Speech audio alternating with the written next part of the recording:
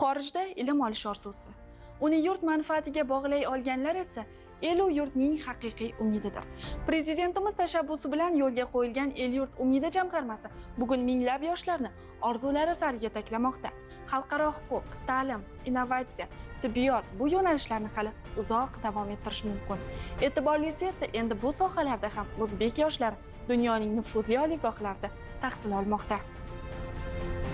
Bunday imkoniyatlar hamma davlat tomonidan berilmaydi. Prezidentimiz shu bolalarni kelajagini o'ylab o'qityapti. El-yurt umidi fondi bo'lmasa Yaponiyaga kela olmas edim. Vatan sog'inchi albatta bor. Davlat tomonidan shunchalik g'amxo'rlik qilinyaptiki, Birinchi ishonmaganman, tasavvur ham qila olmaganman-da. 100 marta balki 200 marta qilish kerakdir, lekin qachondir o'sha o'zing kutgan natijani olasan. Odamlar ishonmaydi. To'lamaysiz, bir so'm ham to'lamaysizlarmi deydi. Voy, yo'q, davlatimiz to'laydi. turli sohalarda biz kadrlarga muhtojmiz va prezidentimiz aynan shu farmon bilan bizga ustuvor bo'lgan sohalarni belgilab berdilar. Raketa, sun'iy yo'ldosh, nanosun'iy Yurtimiz rahbarining biz yoshlarga yaratib berayotgan imkoniyatlari, qo'llab-quvvatlashlarining yaqqol natijasi. 10-15 yillarda o'zimizda dasturlar paydo bo'ladi aerokosmik muhandisligi bo'yicha. Hamma bizga havas qiladi va biz ham bolamiz o'qisayu.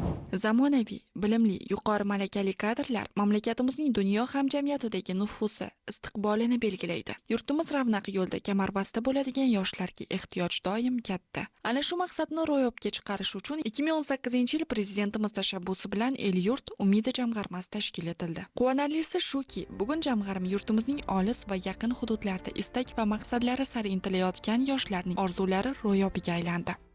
Ular o'zbekistonlik yoshlar uchun shunday jamg'arma tashkil etilganligini ko'rib juda ham hayratlanishdi. Bu narsa bizga boshqacha bir g'urur yetkazdi albatta. Chunki El-yurt umididaqa jamg'arma hamma davlatda ham yo'q. Bunday imkoniyatlar hamma davlat tomonidan berilmaydi.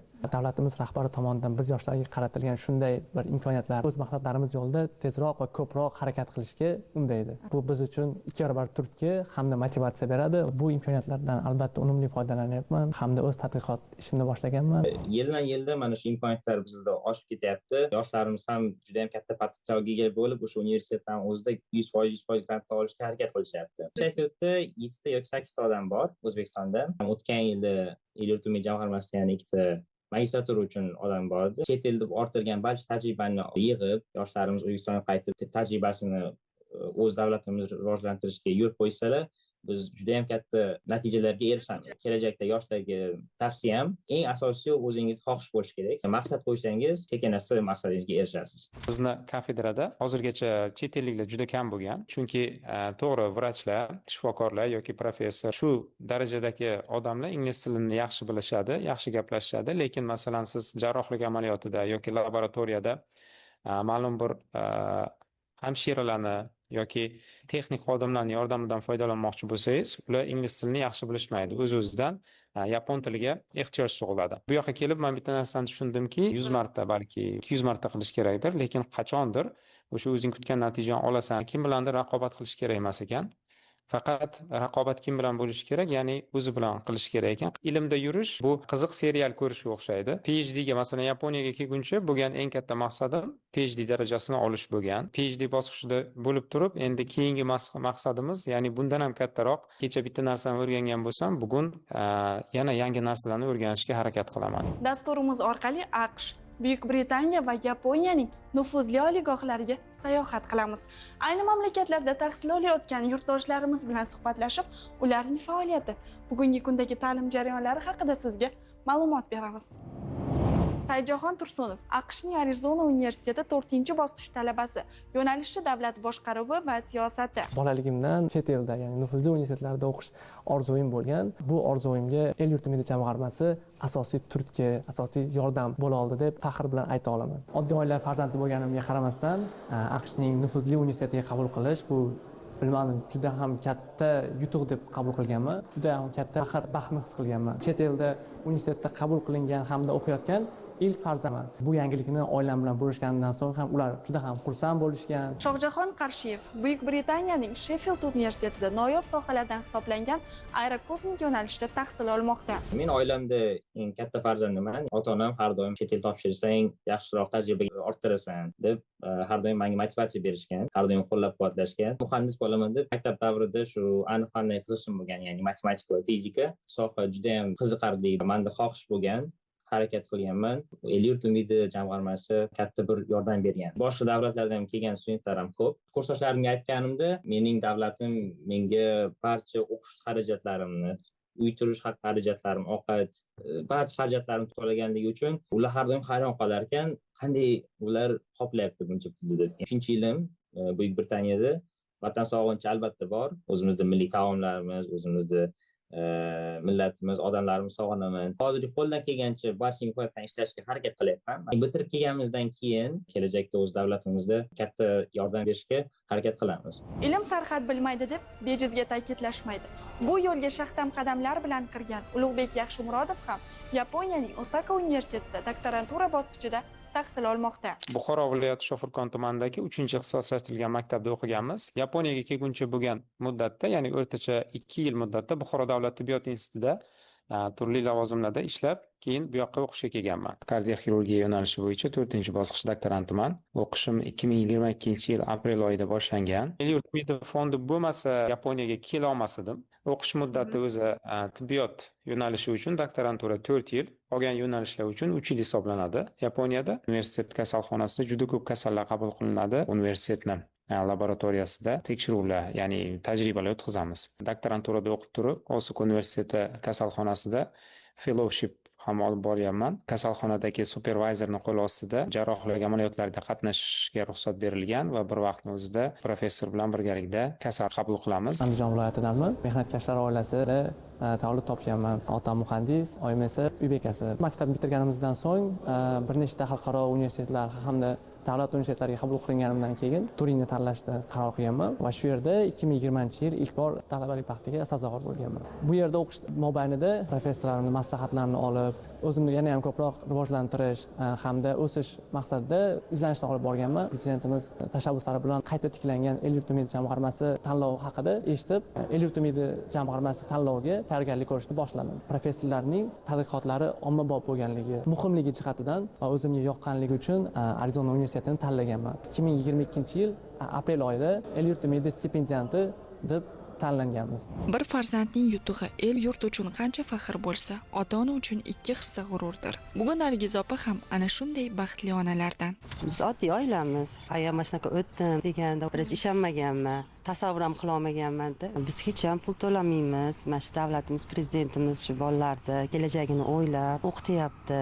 Odamlar ishonmaydi. To'lamaysiz, bir so'm ham to'lamaysizlarmi deydi. Yo'q, davlatimiz to'laydi desak, voy deb hamma bizga havas qiladi. Va biz ham bolamiz o'qisayu deb. Mahalladoshlarimiz ham voy o'g'lingiz o'qiyapti, biz ham bolamiz ham o'qisa deb havas qiladi, bolalarimizga yo'l ochib. Chet davlatlarda o'qitishyapti. Prezidentimizga rahmat. Biz yoshligimizda unaqa sharoitlar yo'q edi.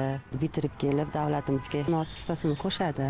Shubhasiz, Saidjahonning ilm yo'lidagi harakatlari bugun nafaqat oila a'zolari, tengdoshlari, mahalladoshlarini ham ortidan ergashtirmoqda. Ilm fidoyisi bo'lgan qahramonimiz hozir ham yoshlarga o'z tajribasini ulashish bilan band. Hamma ota-onalar o'qitish uchun yoshlikdan fundament yaratib berish kerak. Bolamni kichkinaligidan 5 yoshdan o'qitganmiz. Hozir ukasi ham, "Aya men ham o'qiyman" deb hozir akasi ham tek qo'ymaydi. "O'qing uka" deb darslarini so'raydi. 1 yil qoldi, 1 yil bitirib kelib O'zbekistonga munosib farzand bo'lishiga men bolamga ishonaman.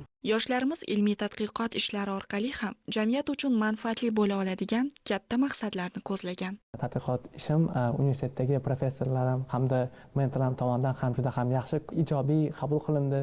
Texnologiya siyosatini o'zida jamlagan bo'lib, moliyaviy firibgarliklarni sun'iy intellekt asosida oldini olishga qaratilgan. O'qish mobaynida o'tagan amaliyotlarimdan o'rgangan tajribalarim asosida ushbu ilmiy tadqiqotni yana ham kengroq masshtabda olib borish hamda O'zbekistonga olib kelish niyatida harakat qilyapman. Hozirgi mavjud bo'lgan davo usullari bu o'zini 100% ya'ni oqlamaydi. Bu sababdan butun dunyoda yangi metodlar bo'yicha ilmiy ishlar qilish urf bo'lgan. Bizning sohamiz yurak qon tomir sistemasi bo'lganligi uchun ko'proq operatsiya yo'li, ya'ni amaliyot yo'llari bilan miokard infarkti yoki yurak yetishmovchiligi kabi ko'p tarqalgan yurak qon tomir kasalliklari sun'iy ravishda hayvonlarda paydo qilinadi. Hozirda man sichqon, kalamushlarda yoki masalan quyonlarda ma'lum bir kasallik modellarini yaratib, tajribamizni in vitro qismi sifatida shu makrofaglarni olish bo'yicha yangi yoki yaxshilangan metodni hozir patentlash jarayonida biz metodimizni ustunlik tomoni shundan iboratki, ikkita kemiruvchini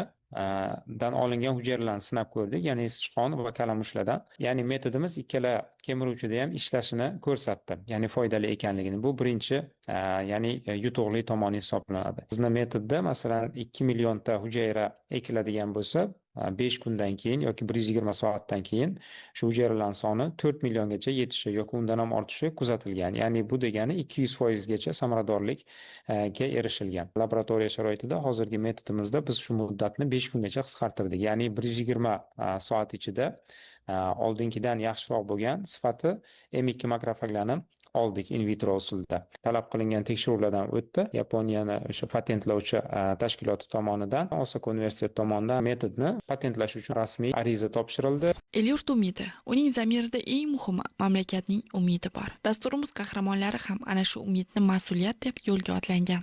U yerdagi o'qishim mobaynida faxriylar jamiyatiga ham qabul qilinganman. Bu jamiyatga iqtidorli, o'zlashtirish, liderlik qobiliyati yaxshi bo'lgan yoshlar jamlangan. Andijonlik oddiy bir yigit sifatida AQShning nufuzli universitetining faxriylar jamiyatida bo'lish, ularning bir qismi bo'lish bu men uchun juda ham katta faxr. Bitirib qaytgandan so'ng o'zim olgan tajriba va bilimlarni boshqa yoshlarga ham ulashmoqchiman. O'z ona yurtimiz O'zbekistonga sohamiz bo'yicha, o'z ilmiy tadqiqotlarimiz bo'yicha vatanimiz gullab yashnashi uchun davlatimiz rahbariga kamarbasta bo'lib oldinlarida turib O'zbekiston rivoji uchun albatta o'z bilimlarimizni qo'llashga harakat qilamiz. El-yurt umidi jamg'armasi orqali 2018-2024 yillarda 2000 dan ziyod stipendiyantlar va davlat xizmatchilari dunyoning 45 ga yaqin davlatlarda 380 dan ortiq universitet va ilmiy markazlarda ta'lim olgan, amaliyot o'tagan. Hozirda 748 nafar stipendiyantlar dunyoning rivojlangan davlatlarining top 300 talik ro'yxatiga kirgan universitetlari va ilmiy markazlarda tahsil olmoqda. Ularning 399 nafari bakalavriat, 242 nafari magistratura va 107 nafari doktorantura dasturida tahsil oladi. Davlat tomonidan shunchalik g'amxo'rlik qilinyaptiki, dunyodagi top universitetlarda o'qitishdagi bo'lgan imkoniyat, prezident tomonidan yaratilayotgan sharoitlar yoshlarimizni turli ta'lim dasturlarida, xorijiy nufuzli oliy ta'lim muassasalarida o'qitish imkoniyatini yaratib berildi prezidentimiz tomonidan.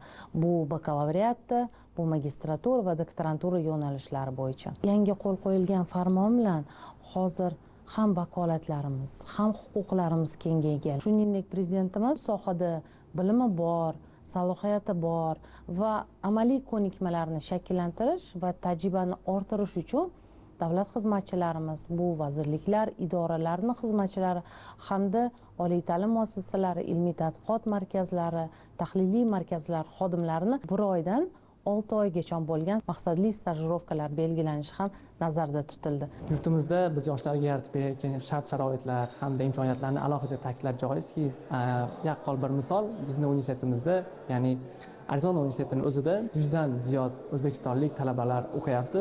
Bu nimaning natijasida? Bu albatta xorijda o'qib borayotgan talabalarning soni karra oshayotganining isboti. Yurtimiz rahbarining biz yoshlarga yaratib berayotgan imkoniyatlari, qo'llab-quvvatlashlarining yaqqol natijasi. Qanday loyihalarni amalga oshirmoqdasiz u yoshlar bilan birgalikda xorijda? Hozirda universitetimizda Uzbek Student Association, ya'ni O'zbekistonlik talabalar assotsiatsiyasini do'stlarimiz bilan tashkil qilganmiz. U yerda asosiy maqsad bu o'zbekistonlik talabalarni yana ham birlashtirish, bir-birini qo'llab-quvvatlash, networking qilish, xorijiy talabalarni ham O'zbekistonga qiziqishlarini orttirish, O'zbekistonni turizm salohiyatlarini kengroq yoritib borish. Shu maqsadda ushbu assotsiatsiyani do'stlarimiz bilan tashkil etganmiz. Shuningdek, o'qish tugagach bakalavrni bitirganlar 5 yil, magistrlar 3 yil ishlab berish majburiyatini olgan. Kelishimizdan oldin shartnoma imzolaganmiz. 4 yil muddat ichida bitirishimiz va qaytib o'zimizning yurtimizda ish faoliyatini boshlashimiz kerak bo'ladi. Yaponiya uzoq umr ko'rish jihatidan dunyodagi 2-o'rindagi mamlakat hisoblanadi. Niyatimiz bor. Bu narsani O'zbekistonda ham davom ettirish. Eng katta maqsadim O'zbekistonda o'sha bolalar o'limini iloji boricha kamaytirish. Xorijda o'qishni istagan yoshlar uchun yangi imkoniyatlar. 5-mayda prezidentimizning iqtidorli yoshlarni xorijda ta'lim olishni qo'llab-quvvatlashga qaratilgan farmoni qabul qilindi. Farmondagi eng muhim o'zgarishlar haqida mutaxassisdan javob oldik. 5-may kuni hurmatli prezidentimiz 77-sonli farmonga qo'l qo'ydilar va uning asosida O'zbekiston Respublikasi prezidenti huzuridagi iqtidorli kadrlarni tayyorlash El-yurt umidi jamg'armasi tizimli ravishda faoliyat yuritishda aynan kadrlarga alohida e'tibor qaratdi. qaratildi. Turli sohalarda biz kadrlarga muhtojmiz va prezidentimiz aynan shu farmon bilan bizga ustuvor bo'lgan sohalarni belgilab berdilar. Endi bizning qamrovimiz yanada kengayib, aniq fanlar, injiniring masalalari, shuningdek iqtisodiyotimizda driver sohalari, qurilish, geodeziya, yer masalalari, kommunal xizmat masalalari va davlat boshqaruv hamda ijtimoiy fanlar, bu ta'lim, tibbiyot sohalariga kadrlarni tayyorlash bo'yicha alohida vazifa belgilandi. Prezidentimiz ta'kidlagandek, rivojlanishning asosiy omillaridan biri yetuk, salohiyatli kadrlar. Bu farmon asosida biz qamrovni kengaytirish uchun va yoshlarimizni bilim ko'nikmalarini yanada o'stirish uchun nufuzli olimlarni universitetlarimizga uzoq muddatli bo'lgan faoliyatlar yuritishlari uchun ham moliyaviy ko'mak sifatida vazifani ham bajaramiz. Ularni ketgandan keyin va qaytib kelgandan keyin munosib bo'lgan ish joylashtirishi bo'lgan bir katta tizimni yaratishga harakat qilamiz. Yurtimizda nufuzli oliy ta'lim muassasalarini faoliyat yuritishiga ko'makdosh bo'lamiz. Endi El-yurt umidi jamg'armasi xorijiy iqtidorli yoshlar uchun ham bizning milliy universitetlarimizda ta'lim olishi uchun ham grantlar e'lon qiladi. Qo'shni mamlakatlarimizda iqtidorli yoshlarini bizning universitetlarimizda ta'lim olish uchun imkoniyatini kengaytiramiz. Ayni vaqtda 3-kursdaman, yana 1 yilim bor. Dars o'yinlari xilma-xil bu yerda. 2 semestr davomida imtihonlar, laboratoriya reportlari bilan topshirib, shunga yarasha biz tajribamizni orttiramiz. Universitet ichida juda ham ko'p student jamoatliklari bor. Raketa, sun'iy yo'ldosh, nano sun'iy yo'ldosh va xilma-xil dron ishlab chiqarish bo'yicha student proyektlari bor. Barcha imkoniyatlardan foydalanib, kelajakda shu barchasini o'zimizda qilsak bo'ladi. 10-15 yilda o'zimizda dasturlar paydo bo'ladi aerokosmik muhandisligi bo'yicha. O'z loyihalarimni amalga oshirmoqchiman. Raketa proyektlari, sun'iy yo'ldoshlarni mana qaytganimda maktablarimizda, o'zimizda universitetlarimizda shunaqa proyektlarni tashkil qilsak, kelajakda o'zimizga katta yordam bo'ladi. Har qanday mamlakatning taraqqiyotida malakali kadrlar muhim ahamiyatga ega. Shu bois dunyoda inson kapitali eng muhim sarmoya hisoblanadi.